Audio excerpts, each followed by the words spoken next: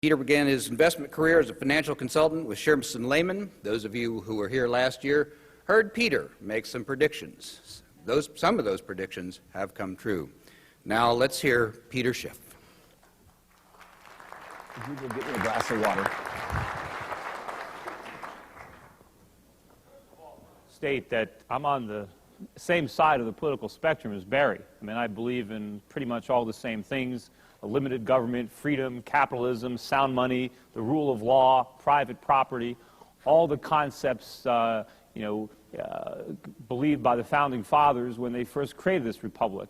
Unfortunately, few, if any, of those principles are applicable to the modern American economy. Now, I'm going to talk mainly today about the real estate market and the mortgage market, because I know that's the most relevant to the people in the room.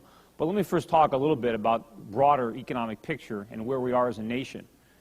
You know, sure, when we were first formed as a republic a couple hundred years ago, the reason that we prospered and the reason we became the world's wealthiest creditor nation, I mean this back in 1980 anyway, was because we had a comparative advantage in economic freedom.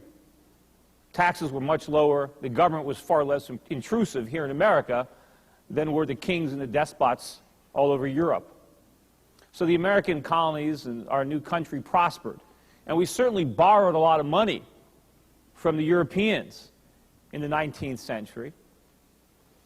But what we did with that money, we invested that money in factories, in infrastructure. We made capital investments. And by taking that money and building factories, we became the world's leading manufacturer and exporter of high-quality, low-cost consumer goods. Even though we eventually paid the highest wages in the world, American products were still the cheapest in price and the highest in quality. And because we made productive use of the money that we borrowed from the Europeans, we were able to repay the debt. You see, when you borrow money and build a factory, the factory produces consumer goods. The consumer goods are sold. We sold those consumer goods, automobiles, sewing machines, dishwashers. We sold all these goods to the Europeans, and we paid off our debts. And we went from a debtor nation to a creditor nation. And by 1980, we were not only the world's greatest creditor nation, but we had more foreign assets that were owned by Americans than all the other creditor nations in the world combined. We're the world's biggest lender around the world. We lent money, Americans were wealthy lenders. We had a high savings rate. All that is different in modern America. Today, the United States is not the world's largest creditor nation. We're not even a creditor nation. We're the world's largest debtor nation. In fact, we owe more than all the other debtor nations of the world combined. We no longer flood the world with high-quality, low-cost manufactured goods. We flood the world with our paper currency, our IOUs, because we no longer possess the industrial might or the capability of producing those goods ourselves. Instead of being the world's biggest lender, we are the world's biggest borrowers. The United States routinely borrows from the poorest countries in the world. Now, according to modern economic thinking, right, this new state of affairs is somehow sustainable and a viable economic symbiotic relationship between America and the rest of the world. The relationship is America consumes and everybody else produces.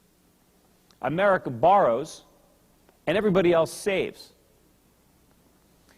And, on the surface, potentially that argument can make sense, right? Without American consumption, what would all these Chinese do for jobs? Well, as was pointed out by Barry, it's not about jobs, right? It's about consumption. It's about standards of living. You don't want jobs just so you can work. You want jobs so that you can consume, that you can have a higher standard of living. The fact that Chinese get jobs in exchange for the products they give us doesn't do any good for the Chinese. The Chinese are perfectly capable of consuming their output themselves. They don't need their government to artificially suppress the exchange rate of the yuan so they can artificially elevate the value of the dollar so that Americans get to consume all the goods that the Chinese could have consumed had it not been for that monetary policy. But this current dynamic, where we don't save and we don't produce, is not viable. It's no more viable than the economic models that existed in the 1990s with respect to internet stocks or technology companies, where Wall Street had people believe that stock prices could rise regardless of the fact that the companies had no earnings, paid no dividends, without any regard to any fundamental measure of valuation. We were told that it was a new era, and we saw what happened there. And the same Wall Street economists that told us the internet era was a new era are now telling us that this current era of American consumption and global production is viable, and it's not. And I'll give you a quick little analogy and then move on to another subject. I mentioned this on my website, and I've used it at various speaking engagements. But to describe this dynamic, assume that a group of castaways are stranded on an island. Let's say 5 of them are Asian, and 1 of them is an American. And when they're stranded on this island, they have to divvy up the workload. So one of the Asians is given the job of hunting and looking for meat. Another one is going to be fishing, trying to catch fish. Another one is in charge of scourging the island for vegetation. Still another one gets the job of looking for wood to build a fire and cook the meal. And then it comes down to the American. They say, well, you know, what job are we going to assign the American? Well, the American gets assigned the job of eating. And so at the end of the day, all these Asians gather around this big table after a hard day of foraging and hunting and fishing, and they prepare to feed this American, who did nothing all day but sun himself on the beach. He had a service economy. In any event, a modern economist who is looking at this little island's economy would say, oh, the American is the key to the whole thing. Without that American and his ravenous appetite, these poor Asians would have nothing to do all day. They'd all be unemployed. Well, the reality is, the Asians are perfectly capable of consuming the food themselves. Now, perhaps if they didn't have to spend all day long feeding this fat American, they wouldn't have to work as hard. Maybe they could pursue other interests that they had. The best thing that they can do to improve their own standards of living would be to kick that American off the island. Of course, when that happens, the American's in trouble, because now he doesn't have 5 Asians doing all of his work. You know, it almost reminds me a lot of that book, Tom Sawyer, you know, where Tom is able to convince all of his friends to whitewash his fence for him, and to not only do that, but to pay him for the privilege. Because Tom Sawyer got his friends so convinced that there was so much joy in this toil that it was worth paying him. And so he got the world to do his chores. And little did you know, Samuel Clemens realize that that little passage in that book would one day form the basis of the global economy, where America convinced 1 billion Chinese to paint our fence and to pay us for the privilege. That's going to end. In fact, the Chinese have been talking this week about diversifying, you know, out of their $1 trillion in reserves. Of course, they can't diversify out of them. They're kind of stuck with them. But the minute they stop buying dollars, it's over. But let me just go back a little bit to where we are right now and how we got here most recently. Back in the 1990s, we had a bubble in the stock market. The bubble, like most bubbles, was created by Alan Greenspan, the Federal Reserve, and monetary policy that was too loose and too inflationary, even in the 1990s. The inflation that was created manifests itself in rising asset prices. And during that time period, there are a lot of malinvestments, as Mises calls them, made. A lot of that easy money funded a lot of cockamamie investments in telecommunications and internet companies that never should have seen the light of day. Ultimately, Greenspan started to raise interest rates and take away that monetary stimuli that he had supplied during the 90s. And eventually, the bubble burst. The NASDAQ lost 80% of its nominal value. And many of the companies that popped, the dot-com companies, lost 100% of their value. Now, I had predicted this in advance. In fact, when I used to talk to potential clients in 1997 and 98 and 99 and tell them that the NASDAQ was going to lose 80 and 90% of its value, people thought that there's no way that that could possibly happen. I mean, people used to even tell me the government won't let that happen. Well, it happened. A lot of people today in the real estate market have the same idea when I tell them that property prices are going to drop 50, 60, 70, 80%. They don't think it can happen. They don't think the government will let it happen. Well, it happened in the stock market, and it's going to happen in the real estate market. There's very little difference. But anyway, we had the bursting of the technology bubble. Also, that coincided with the election of George Bush. Comes into office, 2000, 2001, and the bubble that happened under Clinton bursts as soon as he's on the job. Now, very quickly to explain business cycles and how they work, contrary to what most people think, the boom is the problem. The bust is the solution. A boom is like an artificial high. Like if you take heroin and you shoot yourself up with heroin and it feels really great. At least that's what they tell me. But anyway, that's artificial. You want to get healthy, right? Then you got to go to rehab or detox, and you go cold turkey, and you go through withdrawal. The withdrawal symptom is very unpleasant, very painful. Again, that's what I hear. But it's necessary if you want to remove these toxins from your system and get healthy. The same thing happens in the business cycle. When you have a central bank, and the central banks made the same mistakes in the 1920s, when you have monetary policy too inflationary, and you create an asset bubble, you create malinvestments, the malinvestments need to be purged. The economy needs to be rebalanced, right? It's kind of like, in the internet bubble, it's like let's say I ran a small restaurant. A circus comes to town, and all of a sudden, there's a lot more demand in my restaurant, and I misinterpret this. There's a false signal. I don't understand where this demand is coming from. So I expand. I hire more workers. I build on to the restaurant, right? I think that there's a real increase in demand. Well, then all of a sudden, they pull up the stakes, the circus leaves town. Now it exposes the malinvestments. Now what do I got to do? I got to fire some people. I got to, sublease some space. We go through a recession, a contraction. That's what's necessary. That's the cure. The problem was the false signals that were sent to me that I misinterpreted during the boom. Same thing happened during the 1990s. We had a lot of investments that were made based on false economic signals. A lot of tech companies and startup internet companies with lots of cash from IPOs were spending that money. That was not real demand. There was no profits there.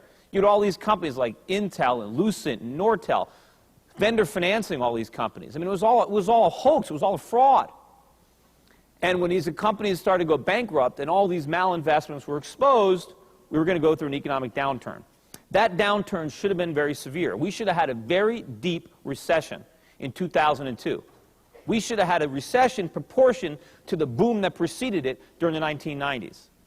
But George Bush didn't want that recession happening on his watch. He wanted to get reelected. And Alan Greenspan, far from his Ayn Randian roots from the 1970s, is now a very political person and wanted to help his buddy get reelected. So what did they do? They combined with the worst ever combination of irresponsible tax and spending and monetary policy in our nation's history. Barry talked about the problems in the 1970s. Well, the reason we had the 1970s was because of the 1960s. The 1960s was the Lyndon Johnson, guns and butter administration that had us fighting a war in Vietnam, sending men to the moon, fighting a war on poverty, while at the same time running big deficits to finance it all. Ultimately having to leave the gold standard in the early 1970s, and as a result of all the inflationary monetary policy and the big government deficits that were monetized during the 1960s and 70s, we had oil prices going up 10 times, the dollar losing 2/3 of its value, gold going from $35 an ounce to $850 an ounce. All the problems of the 1970s had their roots in the 1960s. Well, what we've seen with George Bush and Alan Greenspan is far worse than what we saw with Lyndon Johnson and William McKinley Martin during the 1960s. And of course, during the 1970s, America was on much firmer economic footing as the world's wealthiest creditor nation, as a manufacturing power. The fact that now, as an economy, we're in such lousy position economically, what we're about to experience in the decade ahead is going to be far worse than anything that we experienced in the 1970s. But anyway, so the recession that we didn't have in 1982, yeah, technically we had 2 quarters of negative growth. But during that supposed recession, we had record car sales and record home sales. Now, that doesn't sound like any recession that I've ever experienced. Normally in a recession, these things go down. Also, a curious thing happened. At the end of the recession, consumers had more debt than when it began. Now, that also doesn't make any sense for a recession, because in a recession, debt is paid down. People take on too much debt during the boom, they pay it off during the bust. During this bust, we went deeper into debt. Now, what happened? Well, what this irresponsible monetary and fiscal policy did was to create the biggest consumption binge in world history, where American consumption, now greater than 70% of GDP, kept us from really having a recession. But all it did was push off the recession to some later date, after the re-election of George Bush, which is what they really cared about. We don't care if we create a bigger disaster. We just want to have a bigger disaster later, because then somebody else might be in office. So this is what they did. And so even though we had a downturn in the capital goods sector, the consumer went into debt and basically pushed off this recession until maybe starting in 2007. But it's going to be far worse as a result of all the unproductive debt that has been accumulated during the last 7 years. We are now running trade deficits of $65 billion a month, over $850 billion a year in debt. And what are we borrowing this money for? We're not borrowing it for the same things that we borrowed it for as a nation 100 years ago or 200 years ago. We're borrowing money to buy imported consumer goods. We're buying money for non-productive, depreciating consumer goods. Or we're borrowing money to just buy food or gasoline. We're borrowing money to take vacations, to remodel our kitchens, to put granite countertops, in there. All this stuff is going to have to be paid. American consumers are now loaded up with debt. And the very nature of that debt, a lot of people in this room understand that because you're in the mortgage industry. You know how many people own adjustable rate mortgages, and how many people have been able to extract equity from their houses as they've been appreciating. See, the dynamic behind this whole perverse situation was that as Americans spent money, we sent dollars abroad to pay for all the goods that we could no longer produce ourselves, foreigners were accumulating their IOUs. Because since we didn't have any goods that we produced that the Chinese or the Japanese wanted, they were stuck with all this paper. And so their central banks kept buying it. And what did they do with that, with the dollars? They bought U.S. Treasuries. They bought mortgage-backed securities. They kept interest rates artificially low. Because in America, we should not have low interest rates. We've had negative savings rates for years. We have hardly any savings. Interest rates are the supply and demand of money. So we have minimal savings, and everybody's trying to borrow. Interest rates should be high. Why aren't they high? Because the rest of the world is loaning us their savings. And that's what kept interest rates low. But as money kept coming back to the United States and buying our mortgage backs and buying treasuries, that kept real estate prices rising. The higher real estate prices rose, the more money Americans could borrow against their houses, the more imported goods we can afford to buy, the more dollars we sent abroad, and it was a process that kept perpetuating itself. And now, of course, the Chinese have over $1 trillion in foreign reserves. That's just the Chinese. The Japanese have nearly $1 trillion as well. And of course, every other country in the world is collecting reserves. These represent goods that Americans have imported, but that we have not yet paid for. And the way you pay for goods is by exporting, right? Nobody exports for the sake of exporting. You don't export because you want to create jobs, right? The role of an economy is to eliminate jobs. People don't want to have to work. But the reason you export is to import. It's comparative advantage. But the problem is we're not offering the world anything except our IOUs and the promise that at some point in the future we're going to make good these IOUs with a manufactured product. But meanwhile, our ability to manufacture is diminishing with each passing day. And the world is going to wake up and understand this. But anyway, so getting back to where we are, so the consumer went into debt and spent a lot of money to keep this recession at bay. But all that consumption has a price of dramatic reduction in future consumption. You see, the only way that a society can really increase its future consumption is to save. And by definition, savings is underconsumption. It's the lack of consumption. It represents self-sacrifice. But when you save and you reduce your consumption today, and you have money that you can invest, and you have compound interest and returns, ultimately you can enjoy enhanced future consumption. In America, we're indulging ourselves, or we have indulged ourselves, in the present at the expense of the future. And a nation is no different than an individual. Just like if there's one individual who works hard and doesn't take as many vacations, doesn't buy new cars, doesn't eat out a lot, saves a lot for his retirement, he's building something for the future. You take another similar situation, a guy with the same income, but saves nothing, takes out a second mortgage on his house, doesn't have a retirement account, doesn't save for his kids' education, and just spends everything he earns. Initially, that person's economy looks pretty good if you simply measure it based on consumption, which is what we do when we measure our GDP. But you're not looking beneath the surface to say, at what expense is this consumption being funded? That's the big difference. And also, I wanted to just digress briefly on government statistics. It was mentioned by Barry that, our inflation rate is so low compared to what it was in the past. And one of the reasons for that, and probably the primary reason for that, is the way the government has changed the way it keeps score of the statistics. Back in the 1970s, they took housing prices out of the CPI. They used to be. Back in the 1970s, when we had that high inflation, housing prices were in there. They're not in there now. And in the mid-1990s, they introduced the concepts of hedonic adjustments and substitutions, which basically rendered the CPI worthless, because the government could do whatever they want with it. If the price of something went up, they don't have to count it. It's not a fixed basket anymore. And there's a lot of subjectivity in there, where the government can take a look at something and say, well, the price went up 20%, but we think it's 30% better, so the price went down 10%.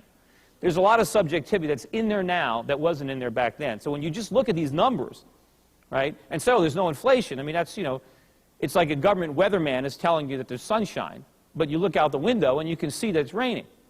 I'm not going to believe the government when I'm going to believe my own eyes. And same thing with the productivity numbers. The productivity statistics were the result of hedonics. If we were becoming so much more productive, where are all the goods we're producing, and why can't I see that in the balance of trade? If we're so productive, where are the exports? Why do we have to import so many products from the rest of the world if we're more productive than they are? So you can't hide the facts. The government can lie all it wants with statistics, but the facts speak for themselves. You don't go from being the world's wealthiest creditor nation to being the world's poorest debtor nation and somehow claim that you're more productive than everybody else. It just doesn't make any sense.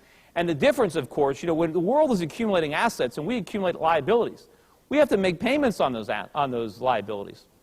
And this is what's going to happen. So anyway, coming back to where we are as an economy, we had the real estate bubble that blew up. Americans took on a lot of debt. We spent a lot of money. Where are we now? Well, over the next year or two, you've got about $2 trillion of adjustable rate mortgages that are going to reset. Now, where are homeowners going to get the money to make these mortgage payments? It's not like they're sitting on a pile of cash. In fact, most people that own homes, when they qualified for their mortgages, they bought the biggest monthly payment that somebody would approve them for, even at that low rate. So if they got a teaser rate of 6% or 5%, they maxed themselves out. They're spending 40% of their income on their mortgage now at the low rate. How are they going to afford to make these payments when the rate's 8% or 9%? Well, the first thing they're going to do is they're going to cut back spending on anything else. No more eating out, no more shopping at Walmart, no more cable TV, no more cell phone. I got to make this mortgage payment. Well, that doesn't happen in a vacuum. The minute Americans stop spending, because all their surplus money is now going to make interest payments to the Chinese and the Japanese, or to pay, higher costs for gasoline or food, that doesn't happen in a vacuum. A lot of people in America earn their living on discretionary spending. In fact, most of us earn their living on discretionary spending. A lot of people are going to lose their jobs because Americans are struggling to make mortgage payments instead of spending money on what they're spending it on now. Of course, a lot of Americans got their spending money from home equity extractions.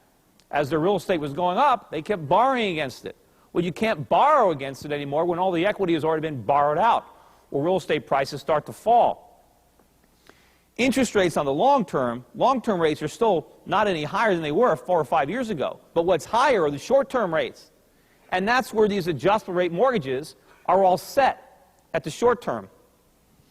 Also, of course, a lot of people don't realize this too, but one of the things that the Clinton administration did and the Bush administration was we put the entire country on an adjustable rate mortgage. The U.S. government used to finance its borrowings with 30-year paper. Now the average maturity on the national debt's under 3 years. It's almost $9 trillion in debt as an adjustable rate mortgage. So as interest rates rise, it's going to impact the federal budget. And there's probably going to be quite a bit of tax increases in the pipeline because of the larger deficits that are in our future. Of course, that means homeowners are not only going to have to face higher mortgage payments, but they're going to have higher taxes as well, in addition to higher costs for food and groceries and things like that. So we're going to have a very severe recession as a result of that contraction of consumer spending. Also, Americans are going to have to rebuild their savings, replenish their savings. For the last 5 or 6 years, a lot of Americans felt, why save? I own a house. I don't need to save. In fact, a lot of Americans said, I don't even need a job, I own a house. You go out to California, about 2 years ago, the average person buying a home in California believed that house was going to appreciate by 20% a year for 10 years. Now, the average price at the time was $500,000, which meant that person buying that house believed that he was going to earn $100,000 a year for the next 10 years, actually not more than that, appreciation, actually $3 million over 10 years, because that's what 20% compounded for 10 years would take a $500,000 house and turn it into a $3 million house. So the average person in California who maybe made $50,000 or $60,000 a year believed that by buying a house, he was going to have an extra $250,000 a year in income just because he owned a house. Why even have a job? People used to buy a house because they can afford it. Now they buy a house because they need the money. And if you need more money, you buy a vacation house. People forget that real estate depreciates, that houses have to be maintained, that they cost money. They forgot that when they were speculating. In fact, the people who were buying real estate made the exact same mistakes as the people who were buying stocks. When people were buying stocks in the 1990s, the reason they lost money was not because stocks are bad investments. If you buy a stock at the right price, it's a good investment. The reason they lost money is because they forgot. They overpaid for stocks. It's overpaying for stocks that makes them a bad investment. How do you know you're overpaying? Well, you look at the dividend yield. If you don't get a good dividend, then you're overpaying for the stock. Well, how do you know if you're overpaying for real estate? You look at the rents. And the rent's not just supposed to cover your expenses. You don't invest to break even. You can get 5% in a government bond, right? If you can't get 7 or 8 or 9% return on a piece of property, then you're overpaying. Well, what's been happening in California and other parts of the country, investors, they're really speculators, were buying property. Not only was there no investment return, but there was negative cash flow. People would buy a piece of property and pay $1 million for it, where the rents that they could collect were less than the mortgage payments on the property, or the taxes, or the maintenance. Less. Now, why were they doing that? Well, because they figured they would make it up on the appreciation. But they didn't bother to ask themselves, why should an asset that's so overpriced that it produces a negative return, why should that asset appreciate? It just should collapse. But the people who were buying real estate and are still buying real estate were making the exact same mistakes that people made in the stock market. They were not basing their investment decision based on the fundamental value of the asset. They were basing it on the belief that prices would rise. on the belief that there would always be a greater fool willing to accept more losses because there was no such, real estate would always go up. It was a sure thing. Just buy it. It doesn't matter what you pay for it. It doesn't matter what the rent is because it's always going to appreciate. Well, people are now starting to find out that that's not going to happen. And also, one of the reasons people say, well, prices are just going to level off. That's impossible. Prices can't level off. It's like I can't hold a balloon up in the air, a beach ball up in the air like this, and take my hand away and expect the ball to stay there.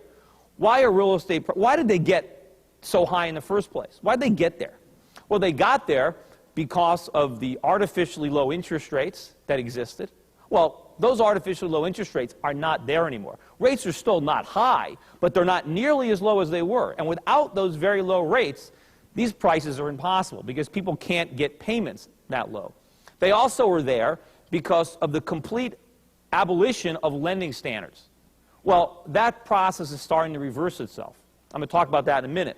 But standards are starting to tighten, and they're going to get a lot tighter. And number three was the speculative mentality of the buyer. Now, one of the reasons that people who were buying real estate, let's say someone in California who believed this house was going to appreciate by 20% a year. Let's assume my income is $5,000 a month, but I'm going to buy a house where the mortgage payment is $4,000 a month. Well, no sane person would commit 80% of his income to making a mortgage payment. But wait a minute. If I'm expecting that house to appreciate by 20% a year, my real income isn't the $50,000 I earn as a policeman. It's the $100,000 a year or $200,000 a year I'm going to earn as a homeowner. So they take a look at that money and they figure that's my real income. So they get one of these no-doc loans, one of these liar's loans that you guys came up with, and they say, my income is $150,000 a year. I qualify for that loan. And of course, they pay a little bit higher interest penalty because they didn't want to document their loan. And of course, anybody who can document their loan would do it. Why would anybody that actually had the income not document it? I mean, if they file a tax return, they're lying, but they don't care. And I mentioned this as a paradox, that even though real estate prices were high, rising real estate prices makes real estate affordable. Because if somebody believes they're going to get paid $100,000 a year for owning a house, right, that offsets the actual cost of the mortgage, of the taxes, of the maintenance. But the minute a more realistic outlook for the future price is in the mind of the buyer, the minute he can't anticipate that windfall, all of a sudden the true cost of home ownership becomes apparent to the buyer. And he's not going to pay these prices. But more importantly than the buyers are the lenders who are not going to lend. And the big part of this problem has been from the lender's perspective. Traditionally, the way people bought a house is they went to a bank, and the bank wrote them a mortgage. And the bank held that mortgage for 30 years. And so the bank had a big vested interest in the loan getting repaid. So how did the bank ensure that that loan was repaid? Well, it was very careful about who it lent money to and under what terms money was lent. Buyers needed a 20% down payment. Why did they need a down payment? Well, so they wouldn't cut and run at the first sign of trouble, number one. Number two, because the ability to save a down payment said something about an individual's character and their ability to save and pay for the ongoing expenses of home ownership. And number three, if the home went into foreclosure, the bank had a cushion. Right? There was something there. Also, when the appraiser was hired, it was hired by the bank, and the bank wanted that appraisal to be accurate because that was what it needed if there was a default. It had to know, what is this asset worth? Because I'm going to carry this note on my books for 30 years. If this guy doesn't pay, what can I sell this property for? So there was a lot of scrutiny, and there was a lot of soundness in the lending practices. And of course, the lenders would say, well, I'm not going to lend any more than, 30%. I'm not going to let somebody borrow or commit to a home where the payments are more than 30% of their income, because they know what can reasonably be handled. And of course, they wanted the borrower to fully document that loan. Yes, we want proof. I'm not just going to accept your word for what you make. Prove it. Now, how does the lending industry work today? Well, you've got this huge moral hazard built in, and a lot of it was created by government and the guaranteed mortgages of Fannie Mae and Freddie Mac. But what happens is you've got a whole bunch of people in this room that are lending money. But when you lend the money, does anybody in this room keep that loan? No, it gets sold. It gets repackaged, and these other companies buy them. And then they repackage them again, and they get sold to Goldman Sachs and Morgan Stanley. That creates these collateralized mortgage obligations, or they sell them to Fannie Mae and Freddie Mac that just buy them if they're conforming loans. So what happens is the lenders just want to make loans. They don't care if they're ever repaid because they're not going to own the loan. Now all of a sudden, when they hire an appraiser, do they want an appraiser who's going to give an accurate appraisal? No. They want an appraiser who's going to appraise the property high enough to fund this loan. The appraisers know that. The appraisers want to get jobs. They want to get hired. Who hires them? The mortgage lenders. If a guy keeps coming in with low appraisals, he's not going to get any work. So the appraisers have an incentive to inflate the value of the home. Of course, the buyers, they don't care. They just think it's all going to go up. So they just want to close on this thing. In fact, back in California, when I was living there, I mean, the house would go on the market, and there'd be 100 offers, and people would write in with sob stories. You know, please sell me your house. I mean, I go to church every week. You know, I mean, you know, it was like a gravy train. All you had to do was own this house, and you were home free. Done. You were rich. You didn't have to work anymore. So all they want to do is buy this home. Now, when people used to buy homes with a 30-year mortgage, the reason that it made sense to buy a home, the reason that it was an investment, was because you paid off the house. After 30 years, you lived rent-free. Now you could retire. You'd burn your mortgage because you no longer had any debt. And the return on home ownership was that rent you paid to yourself and the fact that you're now out of debt. Well, today people aren't buying homes. They're renting them from the banks. They have interest-only loans, or worse yet, negative amortization loans, where they go deeper into debt every year. You know, all they're doing is hoping that the appreciation bails them out, that they build equity not by paying off the loan, but by the house just magically appreciating in value. That doesn't happen. I mean, it can happen for a short period of time, but it doesn't happen over the long run. Let me tell you a little bit about the subprime market, which I'm actively involved in shorting right now, but to show you what's going to happen. The way this subprime market works, and I didn't even realize this until I did the research to start shorting this stuff, but 65% of the subprime mortgage market, 65% of those bonds, of those mortgages where a guy stated income, no doc, negative am, risky loans, 65% of those things are repackaged by Wall Street and rated AAA. AAA. The equivalent of sovereign debt of the best credit quality governments in the world. How can it possibly be that 65% of the subprime mortgages that are issued get a rating at AAA? How can that be? Well, the reason is Wall Street creates these tranches of CMOs, $1 billion worth of mortgages. And the way they structure it is they insulate the top 65% from losses by saying all the losses from interest and principal are going to go to these riskier tranches. The riskiest tranche, which represents 1% of the market, 10 million face, that risky tranche gets all the losses first. So that tranche has to be wiped out before any other tranche loses one dime of interest, let alone principal. Now, that particular piece of paper is rated BBB minus and yields about 7.75% right now. That piece of paper should be rated F, and it will go to 0, as will several other tranches above it. Right now, one of the big trades that is starting on Wall Street, and which I'm participating in, is shorting that tranche.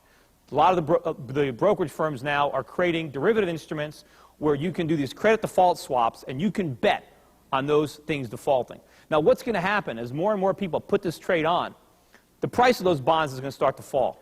As the price of those bonds, those risky tranche bonds, falls, the yields are going to shoot up. When that happens, it's going to make it impossible for Wall Street to collateralize this debt because it's going to be too expensive. Rates are going to rise, and the bottom is going to drop out of the subprime market. And of course, the subprime market is at the margin determining home prices. It's these buyers who are lying about their income, who are overstretching themselves, who are coming in here, and it's been made possible through this credit market where the buyers of these instruments are somehow believing they're insulated from losses, and people were willing to buy these risky tranches. once they don't want to buy those tranches anymore, you're going to start to see a big drop or a big rise in interest rates, and that whole market is going to shut down. Because all of a sudden, when the mortgage people who are buying these bonds from you guys, when they can't resell them because Goldman Sachs and Morgan Stanley won't buy them anymore because they can't sell them, then it's over. There's no more market. There's no more secondary market for these products. And credit really starts to contract. And it's almost like a self-perpetuating spiral, because the minute you take away the credit and you make it harder for people to borrow money to buy property, well, you have fewer buyers. Of course, a lot of property is going to be coming on the market over the next year or two, because, as I said, when these adjustable rate mortgages reset, a lot of people are going to be in a situation where they can't make these payments. Even if they cut back everywhere, they can't make these payments. And of course, a lot of them are going to be unemployed if they happen to work in the service sector and they've lost their jobs because other people have cut back. So a lot of properties are going to come on the market. If you think there's a high inventory now, wait a while. Who's going to buy these properties if there's no credit flowing? And besides, everybody already owns houses. I mean, we have home ownership right now is at an all-time record high. You know, there's never been more people that own homes. I mean, look at all the homes that are bought by single women in their 20s. You know, it used to be back in, I don't know, 10 years ago, 15 years ago, if two people got married, they were both renters. And they got married and they bought a house. Now two people get married, they're both homeowners. They've got to sell one of them. You know, the whole dynamic. And one of the reasons this downturn is going to be particularly severe, right, when people are stretched to the limit on their mortgages and they have no savings. You know, back in the 1950s or 1960s, a guy lost his job. It wasn't a big crisis. You know, he had a stay-at-home wife. She can get a part-time job. He can get a part-time job. They had plenty of savings. They had a fixed-rate mortgage. I mean, it wasn't adjustable. They could get by. No big deal. It wasn't a crisis. Today, most people who have a home, you've got two breadwinners. And even if one of them loses a job, they're done. They can't make the payments. The only reason they were able to do it before was because, okay, they borrowed some more money. They went to that ATM and extracted some equity. But all of a sudden, when you can't do that, and a lot of the people who bought homes, I used to laugh, all the people would be buying these adjustable rate mortgages. And they'd be asking a survey, well, why are you buying an adjustable rate mortgage? Why don't you get a 30-year fixed? Well, I'm only going to live in a house for 2 or 3 years. Well, I would think, well, then why are they buying it? I mean, if you're going to live in a house for 2 or 3 years, just rent. Well, they were buying it because they were speculating. They said, I'm going to buy this house, it's going to go up, but I'm going to sell it in 3 years. Well, what happens when it doesn't go up? And what happens when the mortgage interest rate now resets and you can't afford it? Well, you just walk away. In fact, what a lot of people didn't realize, and I used to read a lot of articles about all the risks of nothing down mortgages and zero down mortgages. And I would say, yeah, you're right, there are a lot of risks, but the papers had it wrong. The risks weren't being borne by the borrower, they were being borne by the lender. That's the whole idea. When you put nothing down, you got nothing to lose. It's the lender that's taking all the risk. And of course, when you give somebody that situation, where you tell somebody, hey, you can buy this house for $500,000. You can lie about your income. You can put nothing down. And if it goes up, it's all yours. That $2 million, yours. You can borrow it out tax-free every year, it's all your money. And if it goes bad, just move out. You have nothing to lose, especially if they took a negative AM, teaser rate, adjustable rate mortgage, where for the first 2 or 3 years, the mortgage payment was really low. It might have even been lower than what they were paying in rent. And so they figured, what the hell? In fact, for a while in California, it was much easier to buy a house than rent, because renters, the landlords were, they wanted you to prove your income. The lenders didn't need you to prove your income you can't have a stated income rent. They always do a credit check. They always check on your stuff. Landlords wanted first month. They wanted last month. They wanted a security deposit. Hell, you didn't need any of that to buy a house. So, a lot of people are just making this gamble because we put that in their minds. Of course, this is all going to unravel. This is all going to unravel. And as real estate prices start to fall, right, and you say, wait a minute, when they rose, look what's happened to real estate prices. What have they done? When people talk about, oh, we've created all this wealth. Barry mentioned all the wealth that we've created. We really haven't created wealth. What's happened is the value of our assets are now appraising at a higher price. But prices can change. over time. The NASDAQ was 5,000, then it was 1,000. The stocks were still the same stocks. The perception of the value is all that changed. So the reason that real estate prices were so elevated was supply and demand, right? Everybody wanted to buy, and nobody wanted to sell. Why would you sell a house? It just kept going up. If you needed money, just borrow against it. And everybody wanted to buy because it was your ticket to Easy Street.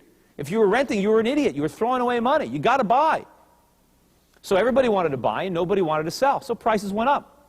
Well, what's going to happen? All of a sudden, nobody wants to buy anymore. Who wants to buy houses when they're falling in value? Who wants to lend money to buy houses? You see, when real estate prices were rising, the lenders didn't care. Default, who cares about default? If the guy defaults, we'll sell the house and we'll make a profit. But when prices are falling and lenders are worried about defaults, they're going to contract their lending. I'm not going to lend money out. Nothing down. Are you kidding me? You know, I need 20% down.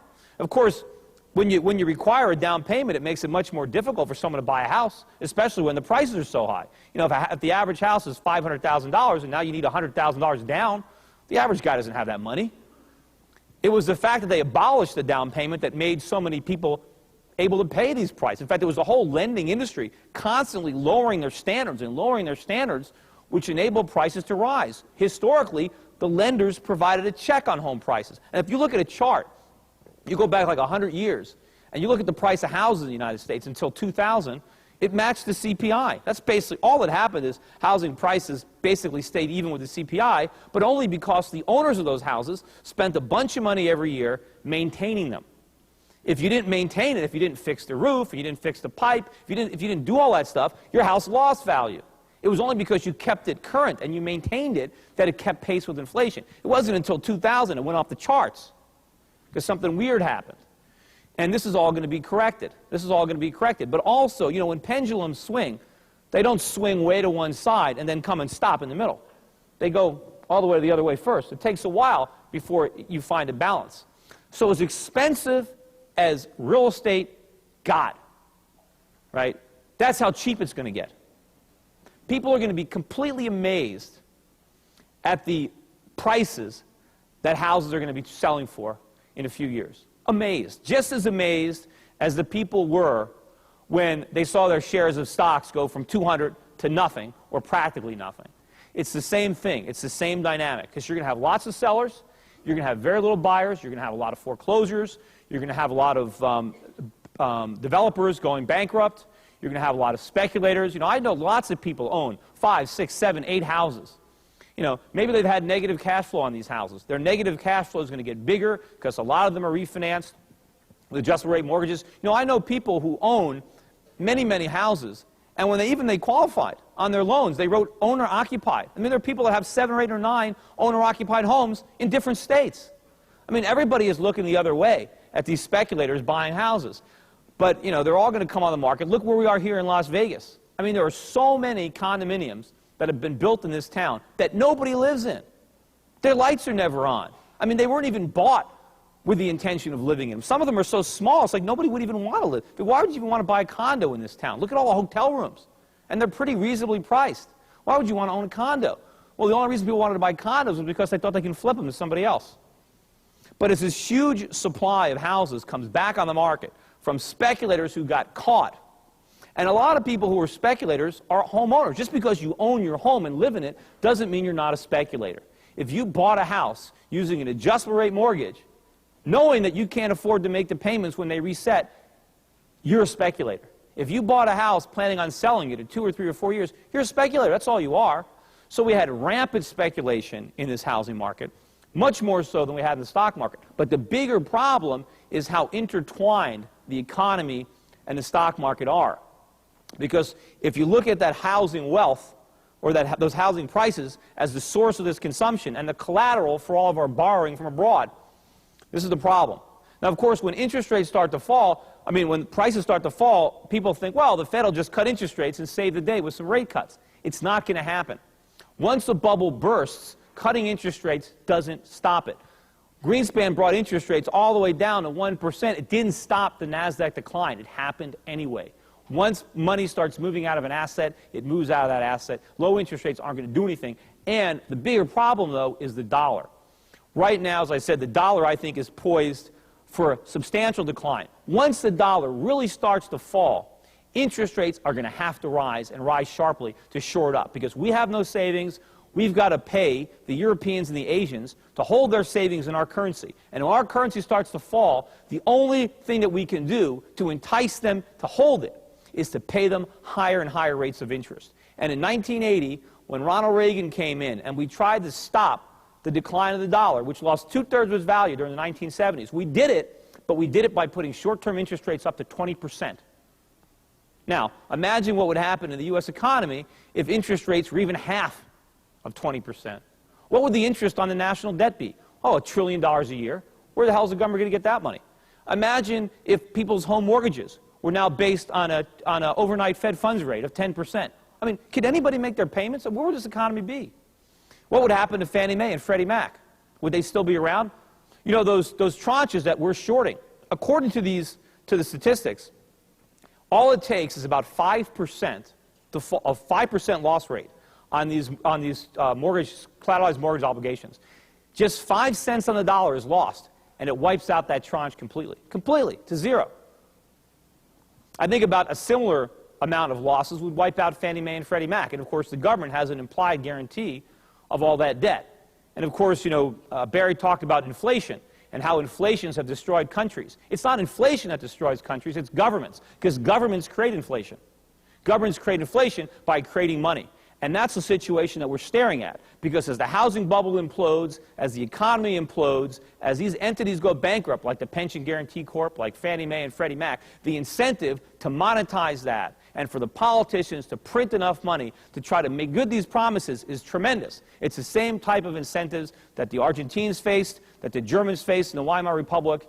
That's what led to the inflation. And that's something that potentially we're staring at. I hope it doesn't get to that worst-case scenario, but unfortunately, that type of inflation is the only thing that's going to stop nominal real estate prices from collapsing. If we don't have that, if the government does the right thing, we will see real estate prices decline dramatically. Not only will all the gains of the last 6 or 7 years be completely erased, but prices will be lower than they were in 2000. Lower by a considerable margin. And as I said, you know, if it doesn't happen, if we have inflation, it really doesn't matter if you live in a $1 million condo, if you have $10,000 worth of groceries in your refrigerator.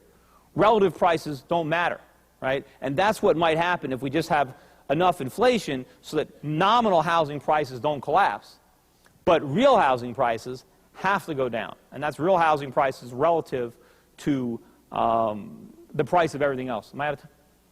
Anyway, thanks.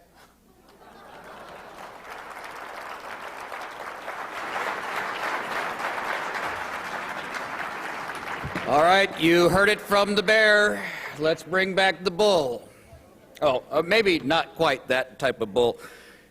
What we're going to do for you now, folks, is give you an opportunity to ask these two gentlemen some questions. The rules of engagement will be that you can go to one of the two microphones out here in the center. Please make your question straight and to the point. We don't want to hear any long stories. Unfortunately, we don't have a long period of time. So straight to the point questions, direct them to one or the other of our guests, and then the other guest will have a rebuttal. And the rebuttals will be, the answers and rebuttals are limited to 3 minutes. First question, Paul Donahue. Thank you. Peter, comment and a question. You seem to be ignoring the fundamentals of population growth and supply and demand that could help ease the explosion. But in light of that, with your belief system, where are the opportunities in the next year or two as you see it for well, first of all, capitalizing? I think the demographic argument is a ruse. It's very similar to the arguments that were perpetuated by the analysts during the 1990s to explain the valuation model. The eyeballs and click-throughs, they were always trying to, they didn't want to admit it was a bubble, so they tried to rationalize it.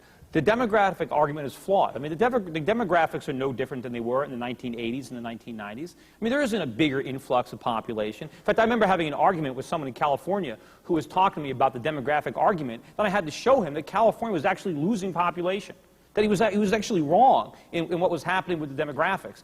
This has been a credit bubble, pure and simple.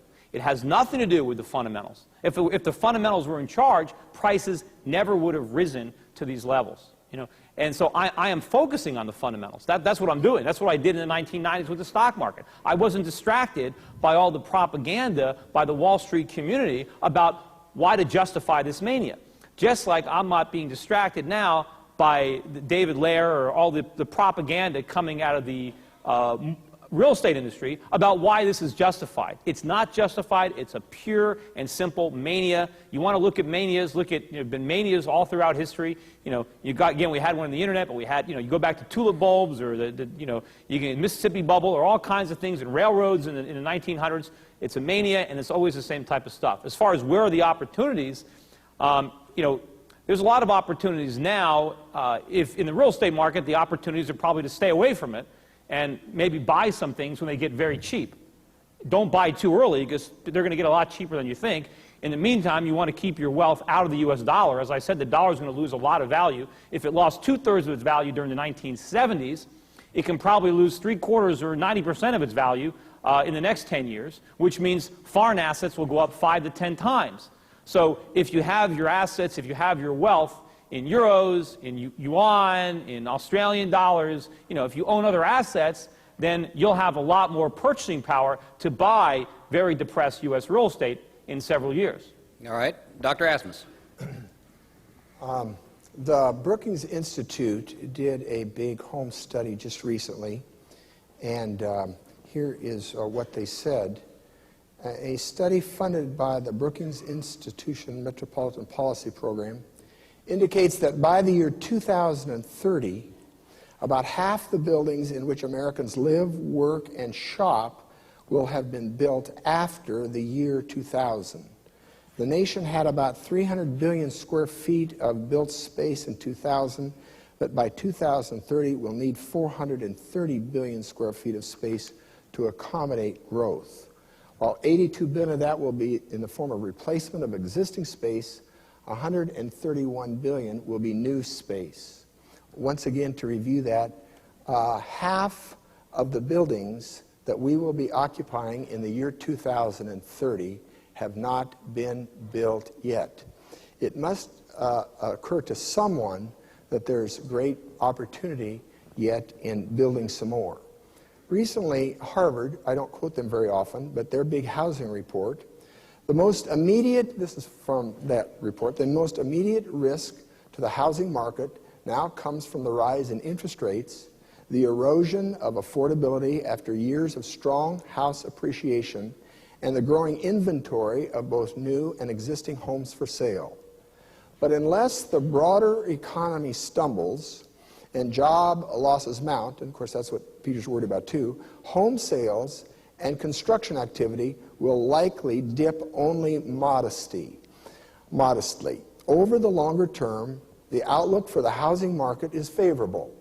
With household growth accelerating and second home demand climbing, the number of conventional homes completed and manufactured homes placed in the coming decade should easily exceed the 18 million added between 1995 and 2004. As a result, housing production should average more than 2 million units annually over the next 10 years. And just one more quote, and this is from someone in your industry. His name is Douglas Duncan, chief economist at the Mortgage Bankers Association. He observes that 34% of American homeowners have no mortgage debt, and 48% have fixed-rate mortgages. That leaves 18% with adjustable rate mortgages, of which 6 percentage points are probably subprime. He doesn't see how these numbers add up to a major calamity for the economy.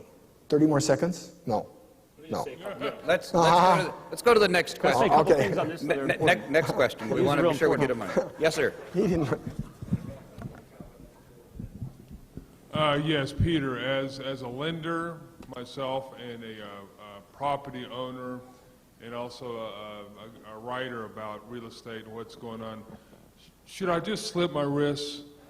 No. I mean, look, there's no reason, look, there's no reason to slit your wrist. I mean, this is what's going to happen. But, the statistics, I want to get, the fundamentals here.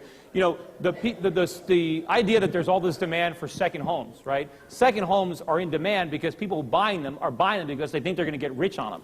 The reality is the demand for second homes is going to collapse. All these vacation homes are going to come on the market when people realize that it's cheaper to stay in a hotel when you take a vacation than to buy a piece of property.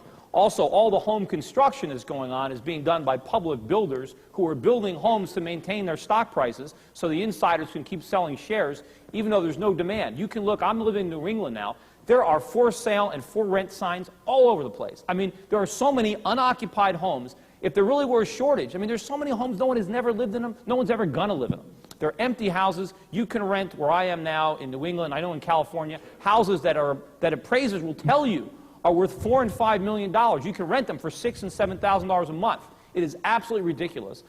And the people who wrote that, whatever you were reading, are not looking at those fundamentals.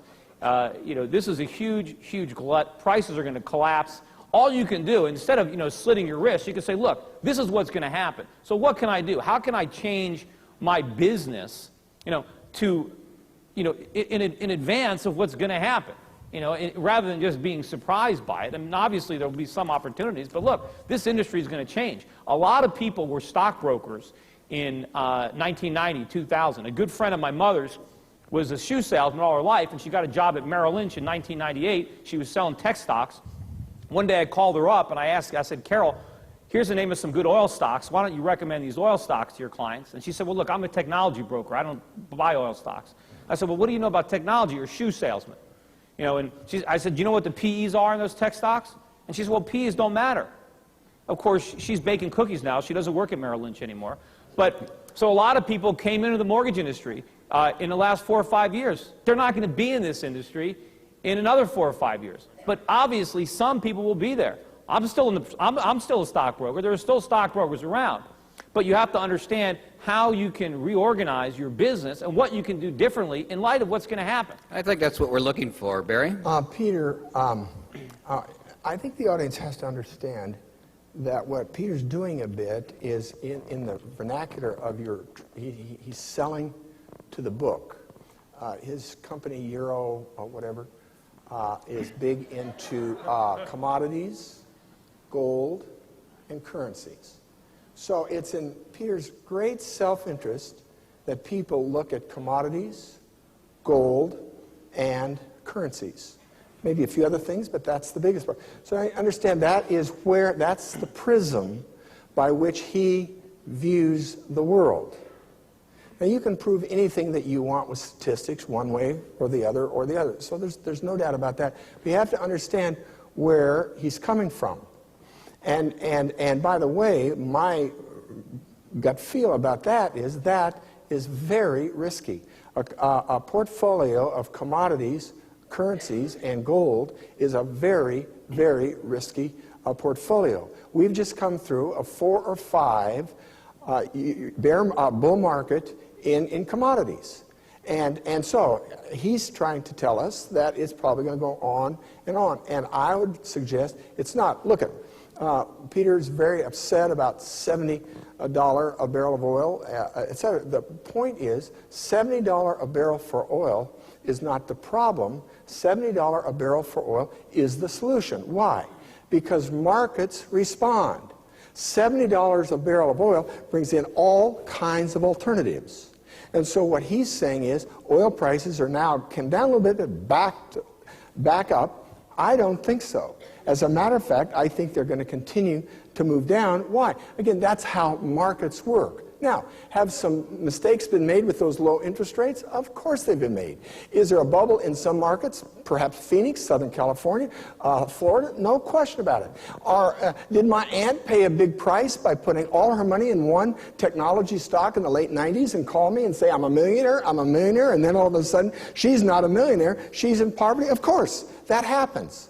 There's going to be some people that get burned on this thing, the ones that Peter described. There are going to be some people that are hurt. But as far as the longer term, to imply that America isn't a producing nation, my opinion, just is not factual. All right, I guess I'm a I'll say mortgage one thing real broker. important, because I take exception to that comment about my talking my book, or somehow that what I'm saying is influenced by my investment approach. My investment approach is dictated by what I believe. I own the company. Euro Pacific Capital recommends whatever I want. And so if I was bullish on the U.S. and I was bullish on technology stocks, my clients would be loaded up with Cisco and Microsoft. In fact, I would have made a lot more money during the 1990s when all my friends were getting rich, telling their clients to buy all the dot-coms. I was taking the hard road. I was telling people, no, this is wrong. You don't buy these stocks. This is a bubble. That was hard to do. I talked people out of that. And so my firm reflects myself. And I'm just, the fact that I've been recommending for people to buy foreign stocks for the last 8 years, and the fact that they've made 30 or 40% a year doing it, is because of my foresight. And believe me, the minute I get bullish on the U.S. market and the U.S. dollar will be the minute I stand up here and tell people to buy U.S. stocks. My firm is not, it's not like all I can tell people to do is buy oil and gold. The fact that I told people to buy oil when it was at $17 a barrel, or gold when it's $250 an ounce, is to my credit. Well, let's bring but this I'm not, back, if you would, it's Peter. not like I'm, but he's saying I'm I understand trying to your sell rebuttal. something. I'm not. Let's bring this back to this group. I'm a mortgage broker. I'm from Phoenix. I own 4 homes. Do I slit my wrists before I leave here today? Or, Barry, do I expand my business because I'm going to need more loan officers and I'm going to need to train more people? Well, I surely cannot say you want to expand at this time. There's no question that there's going to be some softening in the economy in the year 2007. And a big reason why that economy is going to soften some is because of the very thing that Peter is talking about. We will pay a price. I would argue it's not going to come nowhere near the severity of what Peter shared with you. So I think you would all do well to invite us back next year, and the year after that, and the year after that, because we will watch this thing play out.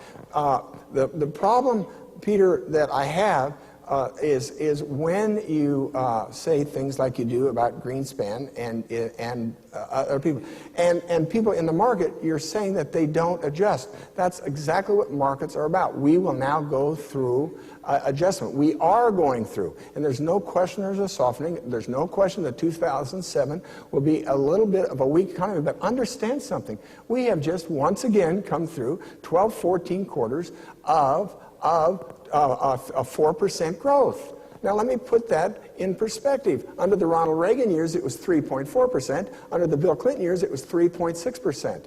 I mean, this economy is humming. The fact of the matter is people want to come here. The fact of the matter is the automobile plants throughout the world want to locate in America. Right now, out of Jackson, Mississippi, Infiniti built one of the biggest automobile plants in the world. Just out of San Antonio, Toyota is building one of the biggest automobile plants in the world. Why? We're producing 1/3 of the world's wealth. That is why. All right. And the point about outsourcing, look, a comparative advantage says that if China can do some of the manufacturing, let them be.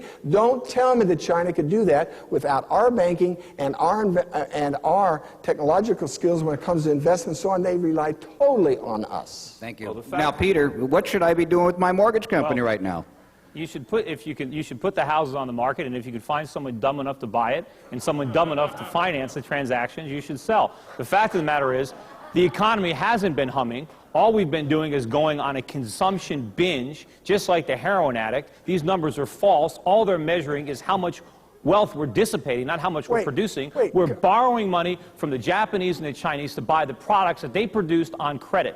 We're going to go through a painful correction. Anybody that thinks that we're going to go from such a wide, out-of-whack imbalance, and all of a sudden we're just going to turn a little switch and it's going to be like a little, not a big deal, is fooling themselves. It's, just like when people told me, when I said the NASDAQ's going to drop 80 to 90%, and of course I was right.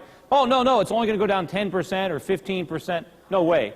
We are way out of balance. We're not going to have a little mild recession. This is a major economic contraction that's coming, and the real estate market and the mortgage market is right in the forefront. All right, we're going to take one more question in the interest of time. I'm sorry, sir, in the back. You've had yours. Yes, sir?